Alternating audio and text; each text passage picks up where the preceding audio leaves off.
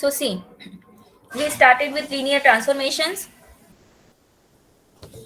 in last lecture, and linear transformation we saw that is a mapping. Linear transformation is a mapping a function which is from Rn to Rm, meaning we are into the vector spaces. Okay, so vector spaces में जो mapping है, जो functions हैं, they are called the transformations, and they are called linear if two conditions hold. What are two conditions? The two conditions are t of x plus y equal to tx plus ty, and t of cx is equals to c of tx. Okay, where c is just a constant, a scalar, and you can understand this scalar as just a real number, and x and y are vectors. Vectors where in the domain, क्योंकि अगर mapping हो रही है तो there will be one domain, there will be one co-domain. तो domain में जो vectors हैं इनकी इमेजेस लो आप सेपरेटली, या इनको सम करके जो एक नया वेक्टर आ रहा है उसकी इमेज लो. ओके, सो अगर आपने इनको सम किया, इनकी जो इमेजेस हैं उनको अगर सम किया आपने, that will be the same vector as you are taking the sum of the vectors and then the image. In that sense it is linear. Again अगर एक वेक्टर है, आपको उसको आपने c टाइम्स मल्टीप्लाई किया और फिर उसकी इमेज ली, या फिर आपने उसी वेक्टर की ही इमेज ले ली और फिर उसको c टाइम्स किया, you are again getting the same result. Okay, तो यहाँ पे जो इनसाइड काम हो रहा है, ऑपरेशन हो रहा है, this is into domain. ये कहाँ काम हो रहा है? ये काम हो रहा है Rn में. और ये जो आप एडिशन लिख रहे हो यहाँ पे, ये कहाँ हो रहा है एडिशन? ये Rm में हो रहा है, को डोमेन में हो रहा है. ये t ऑफ x के साथ c मल्टीप्लाई. ठीक है, सो x y tx and ty, all these are four different numbers. x और y किसी अलग ही डोमेन में है, किसी अलग ही रीजन में है, और tx और ty कहीं और ही है. ठीक है, but if there is a mapping, then these two conditions will be satisfied. If this is not satisfied, then the transformation will not be linear. अब हम डिस्कस क्यों कर रहे हैं linear non linear? Because it has many applications and many of the properties are preserved, or you can understand one set from other set if you know that the transformation is linear, because transformation is doing what? It is associating also. एक से दूसरे को associate कर रहा, relate कर रहा है. ठीक है ना?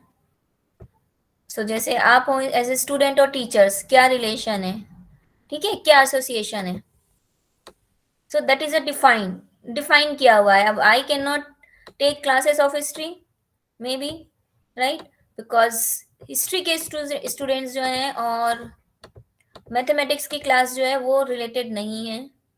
मे be in some context they may be related. Okay, and the BSc students are not related in the same way to a history teacher. So ये हमें एसोसिएशन भी दे रहा है. अब एसोसिएशन के बाद अगर हम एक सेट से दूसरे सेट को एनालाइज करना चाहते हैं या साथ साथ इनको देखना चाहते हैं, so therefore such things are very useful. Okay, so transformation you will see they are very very important and useful part in overall the matrix and linear algebra. All right, so after all this we have seen few examples as well. So this we have seen earlier, this also we have discussed. Now understand what is happening here. Okay, we'll go to next examples, but if you understand that what is happening here, so see any point x1 and x2, this is what, if you look at this as a point in our two space, that is two dimension में x1 x2 आप सबको समझ में आता है. x1 x2 is some point somewhere in the R2.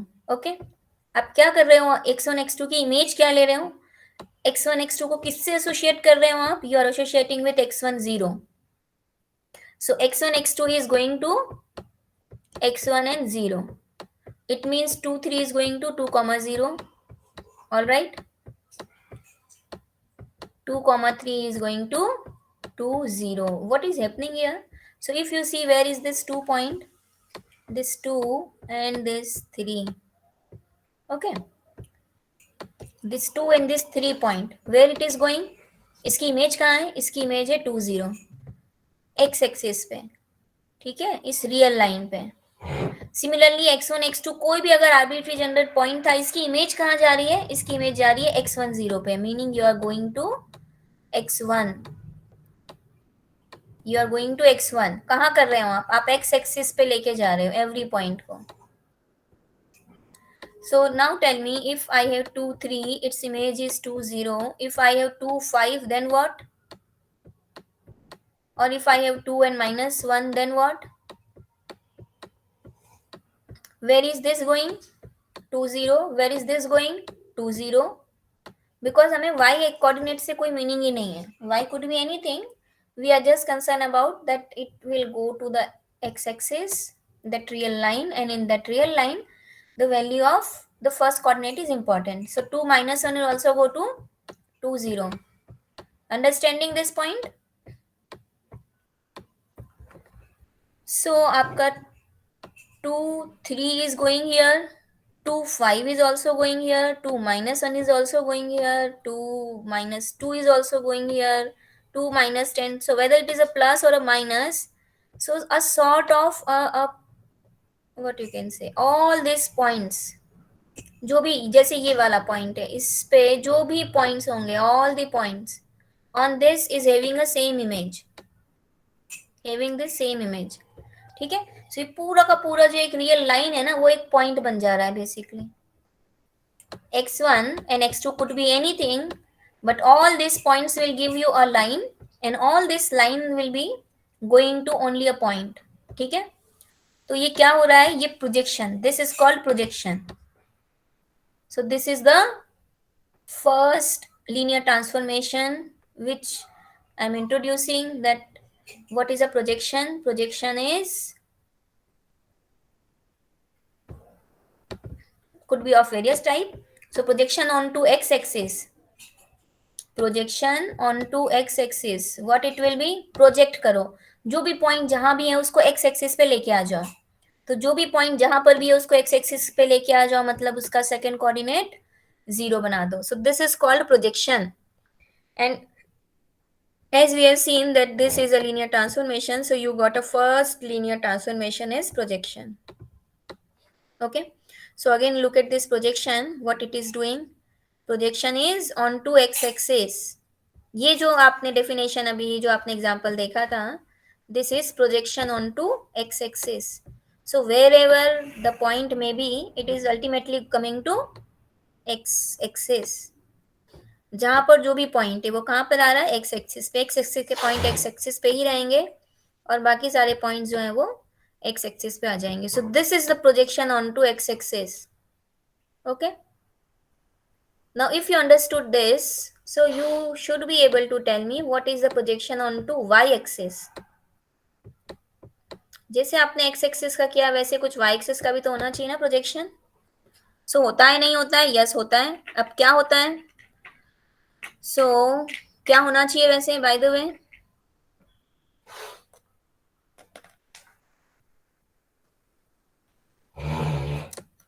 If this is a projection onto x axis, what could be the projection onto y axis?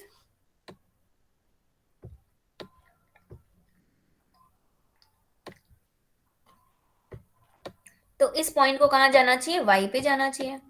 Every point should go to y axis. Whatever its value is, it should go to what? Y axis. Y axis पे क्या होता है? x की value क्या होती है y axis पे? 0. Correct. So this will be 0 comma x2. Okay, so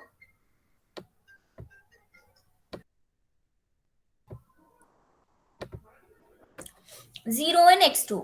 Okay, because you are not changing the second coordinate. Second coordinate को आप चेंज नहीं कर रहे हो, वो जो है वो वही है. आप बस किसको चेंज कर रहे हो? फर्स्ट कोऑर्डिनेट को. So this is called projection onto y axis. Okay, and as you prove the projection onto x-axis is linear, same way में you can follow that projection onto y-axis is also linear. Okay, so these are the projections. Clear? The first linear transformation. Now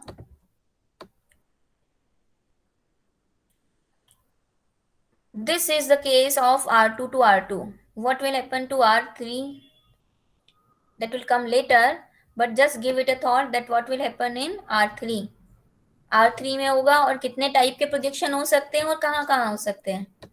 सो अगर आपका एक x1 x2 और x3 coordinate है, 3 है आपके, तो projection कैसे कैसे हो सकते हैं आपके? एक हो सकता है एक सिंगल पॉइंट को 0 बना लो, मतलब आप एक्स वाई या वाई जेड या एक्स जेड में चले जाओ, और एक हो सकता है आप दो पॉइंट्स को 0 बना दो, तो projection will be of many projection will exist in R3. Okay, R2 में दो ही प्रोजेक्शन एग्जिस्ट करते हैं, projection onto x axis, projection onto y axis. But जब 3 कोऑर्डिनेट्स आ जाएंगे तो projection onto x y और जेड, उसके अलावा projection onto x z, y z and x y. Okay, anyway अभी R2 पे रहते हैं हम.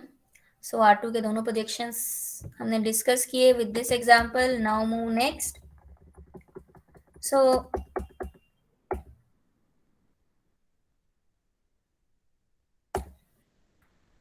this also, since it is given here and we have seen this example, so now what is happening, projection can be defined via two ways. जैसे मैंने अभी R2 कहा आपको प्रोजेक्शन. ओके, और क्या किया हमने हमने एक्स वाई पॉइंट को क्या बना दिया, x0. इसी सेम प्रोजेक्शन को, इसी काम को मैं एक और तरीके से डिफाइन कर सकती हूँ, R2 to R, एंड मेरा x1 and x2 is going to simply x1. ठीक है, तो मैंने अपना कोऑर्डिनेट सिस्टम ही चेंज कर दिया, मतलब मेरे पास एक तरफ है पूरा का पूरा रियल लाइन, पूरा का पूरा R2, और सेकंड साइड है मेरे पास में only a real line. Okay, because ultimately तो एक पॉइंट ही मिल रहा है, तो उस पॉइंट को देखने के लिए मुझे 2 डायमेंशन की भी जरूरत नहीं है. जस्ट सिंपल 1 डायमेंशन में एक एक पॉइंट्स जो है मेरे, वो किसी नंबर ऑफ पॉइंट्स को रिप्रेजेंट कर रहे हैं R2 में. सो R2 to R2 आपने जो देखा, मीनिंग जो भी आपने R2 to R2 देखा, this it could also be written as R2 to R, and the image of x1 x2 is going to be only x1. Okay, this are defined via two different manner, but these two are same. काम एक ही कर रहे हैं, पर आप उसको different frame of reference में देख रहे हो. ऑल राइट, सो एक ये तरीका हो गया प्रोजेक्शन को लिखने का, रिप्रेजेंट करने का. Second form is to write projections into this style, that you are reducing one dimension or you are reducing two dimension. So ये जो लिखा हुआ है, it is equivalent to the similar kind of projection exist if you have the projection from R3 to R3. So that could be what, x y and 0. ठीक है, क्या x y और 0. सो आप अब अगर आपको सेम कोऑर्डिनेट सिस्टम में रहना है, सेम डायमेंशन में रहना है, so you have to put a 0. और अगर आप डायमेंशन चेंज कर रहे हो तो फिर आपका सिर्फ x और y भी लिख सकते हो, दोनों का काम सेम है. ये और ये ट्रांसफॉर्मेशंस जो हैं ये इक्वल नहीं है, बट ये काम सेम कर रहे हैं. Okay, so projection can be defined in this way also, and we have seen that this type of projections are also linear. Now this is no standard definition right now, but it is just to check whether something is linear or not. So given a definition, a transformation, x y z going to x plus y and x plus z. So जो काम हो रहा है, जो coordinates जो हैं आपके points x Y Z से एक्स प्लस वाई और एक्स प्लस जेड बन रहा है, यहाँ पे सब कुछ लीनियर है ना, कोई किसी का प्रोडक्ट नहीं आ रहा है, कहीं स्क्वायर नहीं आ रहा है. ठीक है, सो आप इसे चेक कर सकते हो, but because of its nature, because of its definition, it looks like linear and it will come linear. So check how. So again what you have to do is you always start, take two vectors in the domain which is R3. So domain में दो vectors लिए, आपने इन दोनों को sum किया, इन दोनों को sum करने के बाद में उसमें t image apply किया. t image क्या है, t image is x plus y, मतलब first coordinate plus second coordinate.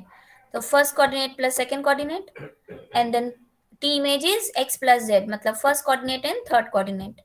ये कर दिया आपने, एक साइड से आपकी आ गई वैल्यू। ओके, रख दो इसे।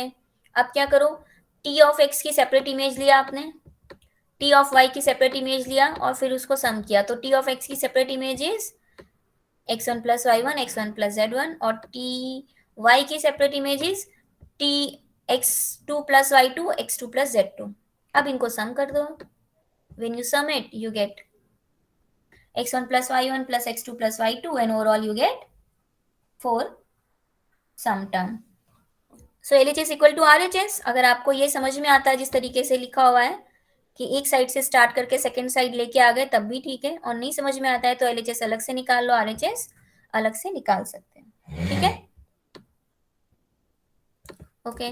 अब सिमिलर वे में you can find out the T of CX and C of TX। तो C of TX जो है, C of TX जो है, C of T of this, and then T image क्या है, उसमें C मल्टीप्लाई किया तो C इनसाइड आ गया LHS। फिर आप दूसरा निकालो T of CX, तो C और X कितना है, CX1 CY1 CZ1, और फिर उसका T इमेज निकाला आपने तो CX1 प्लस Y1 CY1 और CX1 प्लस CZ1, क्योंकि ये नया वेक्टर बन गया है, right. So any doubt, any confusion in how to prove this, how to take this or do calculation for CT and CX and x plus y of, and then T or TX plus TY? किसी को भी कभी doubt हो तो आप पूछ सकते हो। Now this is trivial identity transformation, doing nothing. So T of x going to x only, meaning it is a identity transformation. So this is trivially come out to be linear. Anyway, now look at one example where it is not linear. So is it so that everything comes out to be linear? अगर ऐसा है तो फिर तो definition लिखने की जरूरत ही नहीं है। तो check when it will be not linear. Okay? कब कोई ट्रांसफॉर्मेशन लीनियर नहीं रहेगा। तो एक बार इस एग्जांपल को देखो।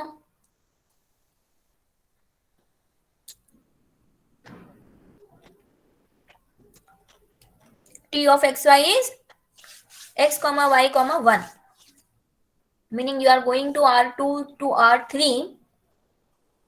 अभी प्रोजेक्शन का रिवर्स हो रहा है, ओके। पर रिवर्स किस तरीके से हो रहा है, that third point is fix, everything is going to x, y and 1।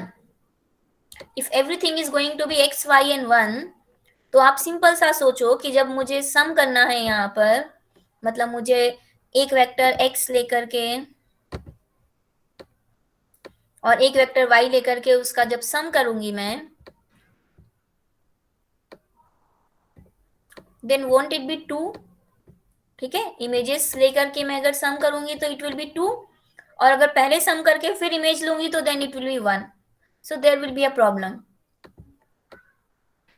क्या बोला मैंने, देखो जरा इसमें, that if you have taken two vectors, जैसे आप normally लेते हो, let x and y be two vectors in R2, so T of x1 y1 plus x2 y2, इनका सम किया मैंने, और सम करने के बाद में फिर उसकी इमेज निकाली। सो x1 plus x2 comma y1 plus y2 comma 1, क्योंकि जो भी आपकी वैल्यू है उसको सिंपल रख के उसमें कॉमा 1 लगा देना है। तो ये आ गया आपका LHS। Now find out the images separately. तो images separately is T of x1 y1 की इमेज क्या होगी, x1 प्लस y1 प्लस 1, और T of x2 y2 की इमेज क्या हुई, x2 y2 1। अब जब मैंने इन दोनों को सम किया तो क्या आया, x1 plus x2 y1 plus y2 and 1 plus 1 2। तो यहाँ प्रॉब्लम हो गई ना लास्ट कोऑर्डिनेट में।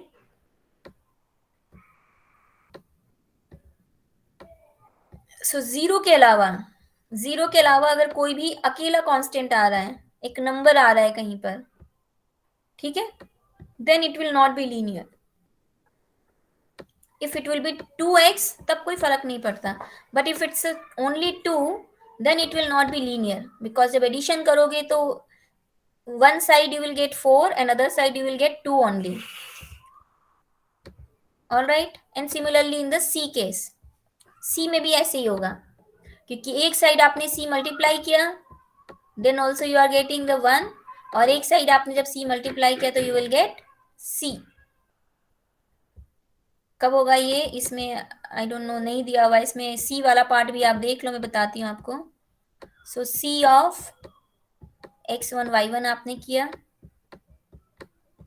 तो आपका क्या आ गया, सी x1 comma C y1।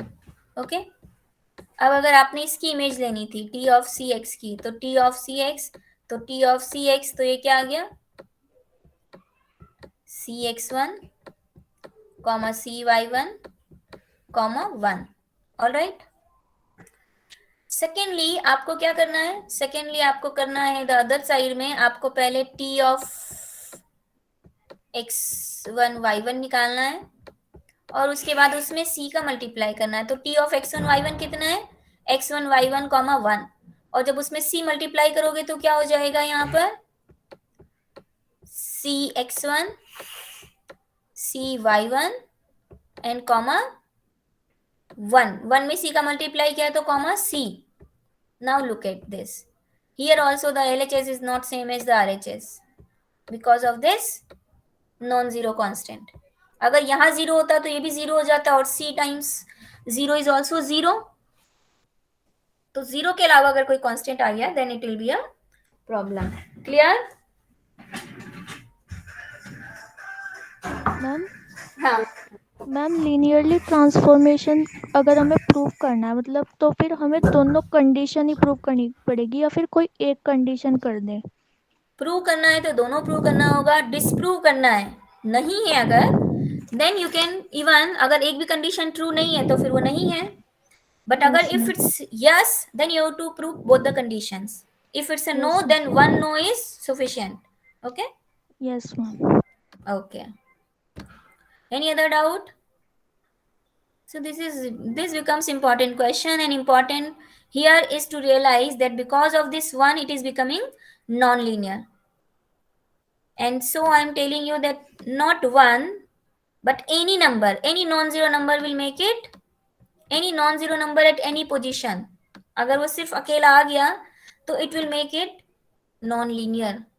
Similarly, if you get somewhere a square, maybe the x square or y square or x plus y whole square or any number like this, then also it will become non-linear. So okay, look at that also. Here also. Now just look at this and tell me if it will be linear or non-linear, because you are getting x1 plus 1. तो एक side तो आपका ये +1 रहेगा जब आपने पहले ही plus करके और फिर फाइनली इमेज निकाली, और दूसरे साइड क्या होगा, जब आप पहले इमेज निकाल x1 plus 1 and y1 plus 1, and then it will be x1 plus y1 plus 2. So if you are getting anywhere a constant, that will create a problem. So this will also be not linear. This is what I was telling you. Okay. So the important statements are zero vector goes to zero vector and lines are made to lines. So we'll see this.